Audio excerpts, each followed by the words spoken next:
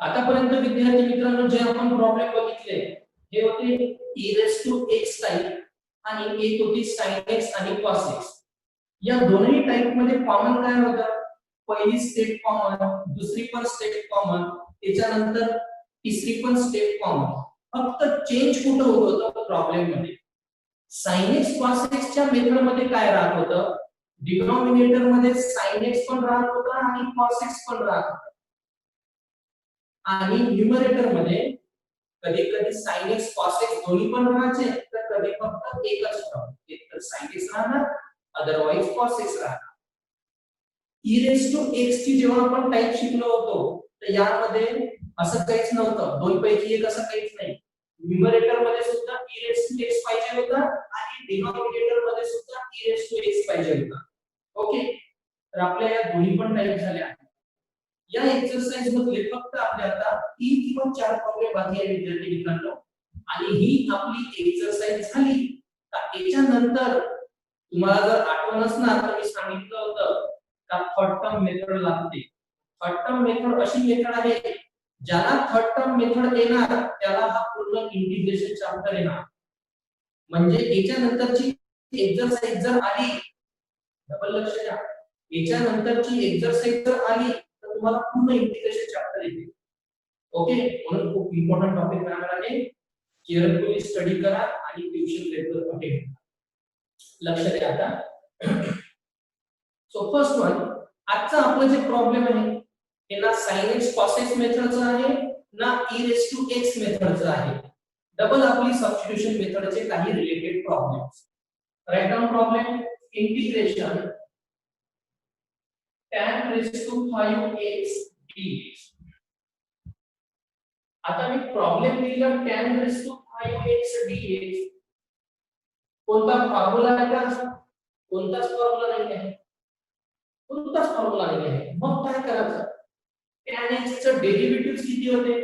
tan x चं derivative sec²x.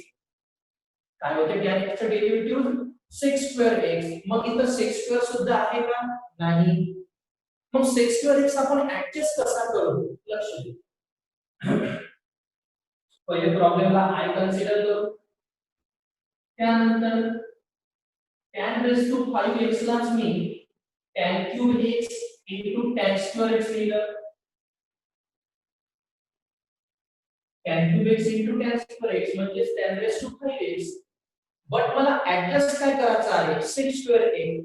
म्हणून मी इथं पहिले tan² x घेतला, कारण sec²x ऍडजस्ट करण्यासाठी मला कोणाची हेल्प घ्यावी लागणार आहे? tan² x. रिझन बघून घ्या.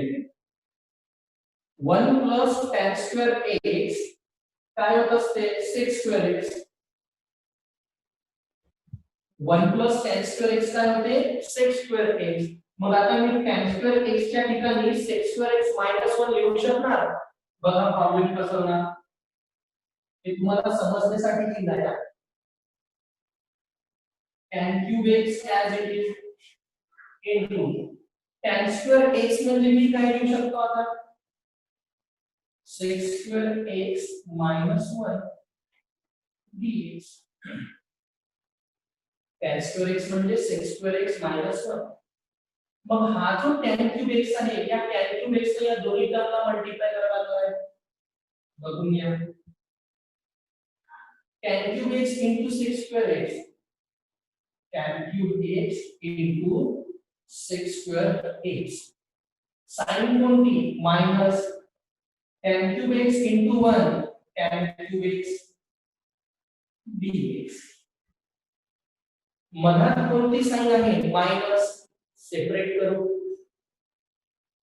खूप इंटरेस्टिंग प्रॉब्लेम होणार आहे, समोर लक्ष द्या.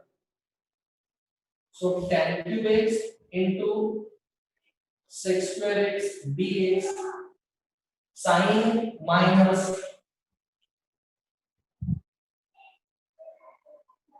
tan³ x dx. आता लक्ष द्या. आता हे प्रॉब्लेम एकदम इझिली सॉल्व्ह होणार आहे. कसं काय इझिली सॉल्व्ह होणार? Put tan x equal to t. tan x चा डेरिव्हेटिव्ह काय होऊन जाईल? sec² x. म्हणजे हे इंटिग्रेशन तर सॉल्व्ह होणार, पण हे कसं काय सॉल्व्ह होणार?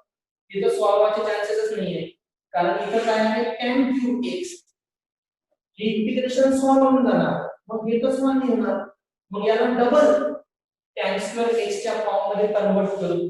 बघा tan cube x into sec square x dx minus पुन्हा tan क्यूब x म्हणजे काय होणार, tan x into tan square x. tan cube x म्हणजे पुन्हा काय झाली, tan x into tan square x. आता tan x च्या ठिकाणी जर मी t पुट केलं तर tan x चं डेरिव्हेटिव्ह काय होते, sec square x. म्हणजे पुन्हा या tan square x ला sec square x मध्ये कन्वर्ट करावं लागणार. tan cube x into sec square x dx minus tan x दरच्या तसा into पुन्हा tan square x म्हणजे काय लिहिणार मी आता, sec square x minus 1 sec square x minus 1 dx. पुन्हा tan x नी याला मल्टिप्लाय करू आणि सेपरेट करू. ओके, राइट डाउन दिस.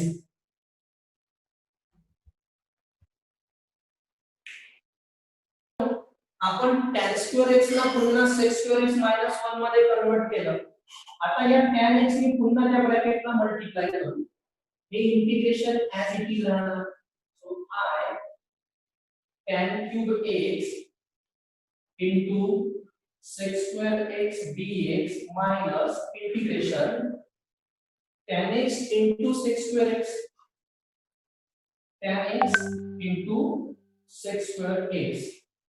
साइन कोणती, minus tan x into 1 tan x dx. tan x ने मल्टिप्लाय केलं, पुन्हा मधात कोणती साइन आली, माइनस, पुन्हा सेपरेट करू. So tan cube x into sec square x dx minus tan x into sec square x dx minus tan x dx. Okay, आता किती इंटिग्रेशन आले, 3. आता या 3 इंटिग्रेशन आल्यानंतर चेक करायचं कोणासाठी फॉर्म्युला आहे, कोणासाठी फॉर्म्युला नाही. याच्यासाठी फॉर्म्युला आहे का, नाही. याच्यासाठी फॉर्म्युला आहे का, नाही. याच्यासाठी फॉर्म्युला आहे, यस. याच्यासाठी फॉर्म्युला आहे. इंटिग्रेशन ऑफ tan x काय होते, integration of tan x log of mod of sec x. Integration of cot x log of mod of sin x. फॉर्म्युले पाठ पाहिजे. तर इंटिग्रेशन ऑफ tan x चा formula आपल्यापाशी आहे, मग याला आपण सॉल्व करू. याला सॉल्व होणार, डायरेक्ट फॉर्म्युला लागणार. याला फॉर्म्युला लागणार का, नाही. मग याला कसं सॉल्व करायचं, तर tan x चे डेरिव्हेटिव्ह काय होते, sec square x आहे प्रेझेंट. tan x चे डेरिव्हेटिव्ह काय होते, sec square x आहे प्रेझेंट. ओके, मग हे होणार सबस्टिट्यूशन मेथडनी.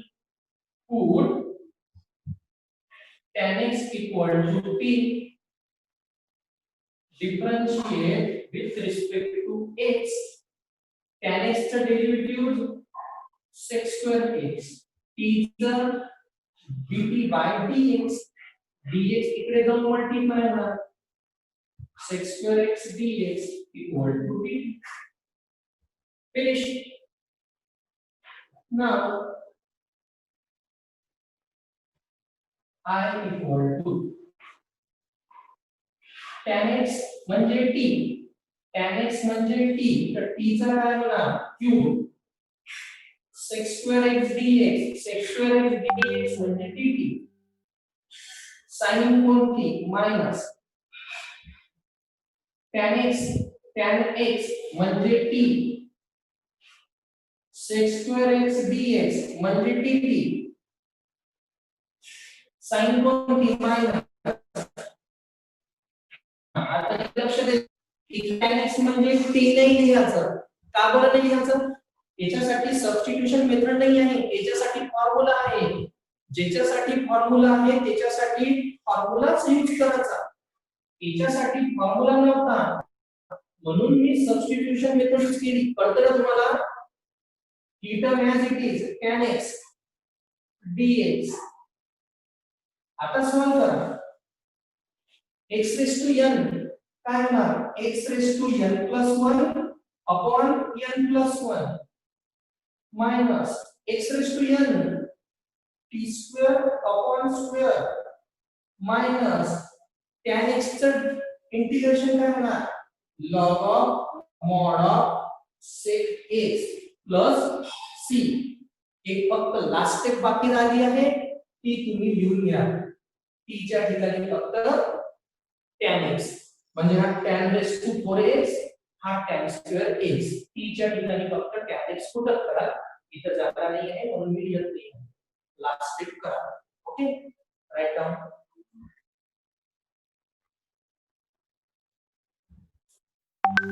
इंटिग्रेशनचा नेक्स्ट प्रॉब्लेम आहे विद्यार्थी मित्रांनो. Integration cos raise to 7x d. बघा, cos रेस टू काय आहे? 7x. ओके, आता जर मी सिंपल जर विचार केला तर cos x चं डेरिव्हेटिव्ह काय होते? cos x चं डेरिव्हेटिव्ह मायनस sin x. काय होते cos x चं डेरिव्हेटिव्ह? Minus sin x. आहे का इथे कुठं मायनस sin x? कुठंच मायनस sin x नाही. किंवा जर मी cos स्क्वेअर x घेतला तर cos स्क्वेअर x ला मी पुढे जाऊन काय लिहू शकतो? cos स्क्वेअर x लाच मी काय लिहू शकतो? 1 minus sin square x. cos square x ला काय लिहू शकतो मी? 1 minus sin square x. Okay, आता याला बघा मी ऍडजस्टमेंट कशी करतो तर थोडंसं ऍडजस्टमेंटवर लक्ष देत राहा. कारण जर मी असं पण केलं हे प्रॉब्लेम, सपोज इथं जर लिहिलं की cos raise to 5x into लिहिलं cos स्क्वेअर x सपोज, मग तरी cos x चं डेरिव्हेटिव्ह काय पाहिजे मला? Minus sin x. आहे का इथं minus sin x? Minus sin x आपण ऍडजस्ट कसं करू? पॉसिबलच नाहीये. मग इथं जर मी cos रेस टू 5x लिहिलं, cos स्क्वेअर x ला काय लिहिणार मी? 1 minus sin square x. 1 minus sin square x लिहू शकतो, बरोबर. बट sin x कसं लिहिणार? म्हणून मी जे आता इथं ऍड करणार आहे, जी स्टेप ऍड करणार आहे त्याच्यावर थोडं केअरफुली लक्ष देता. Okay, note let I equal to integration cos raise to 7x लिहिलं. ओके, आफ्टर दॅट बघा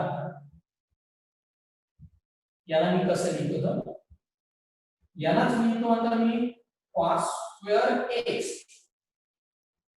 cos स्क्वेअर x आणि या cos स्क्वेअर x चा घेतला मी क्यूब. 2 3 चा किती? 6 म्हणजे cos रेस टू 6x झाला into cos x d. cos square x cube into cos x dx. 2 into 3 किती झालं? 6. 6 into 1 7. याला फक्त अशा प्रकारे मी काय केलं? ऍडजस्ट. आफ्टर दॅट आता हा जो विद्यार्थी मित्रांनो cos स्क्वेअर x आहे, आता यालाच मी काय लिहू शकतो? 1 मायनस sin स्क्वेअर x.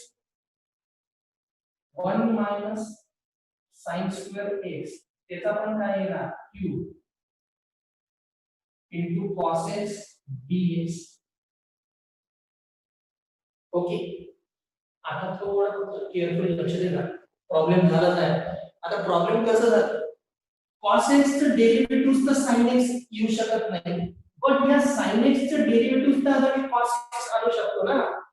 या sin x चं डेरिव्हेटिव्ह मी काय आणू शकतो आता? cos x. या sin x चं डेरिव्हेटिव्ह cos x येणार ना, आहे ना इथं प्रेझेंट cos x. मग मी काय लिहिणार? Put sin x equal to t. बघा कशा प्रकारे ऍडजस्ट केलं तुम्ही. cos रेस टू 7x होता त्याला स्क्वेअरच्या फॉर्म मध्ये कन्वर्ट केलं. स्क्वेअरच्या फॉर्म मध्ये याच्यासाठी कन्वर्ट केलं कारण स्क्वेअरच्या फॉर्म मध्ये जेव्हा मी कन्वर्ट केला तेव्हाच मला sin भेटणार. आणि मग जेव्हा मी sin च्या ठिकाणी काही व्हॅल्यू पुट करणार तर बरोबर मला cos x भेटणार. म्हणून cos 7x ला मी cos x इक्वल केलं cos 6x ला या प्रकारे put sin x equal to t. differentiate with respect to x. Sin x चा डेरिव्हेटिव्ह cos x, t चा dt by dx, dx इकडे जाऊन multiply, so cos x dx equal to काय होणार dt. cos x dx equal to काय झाला आपला dt.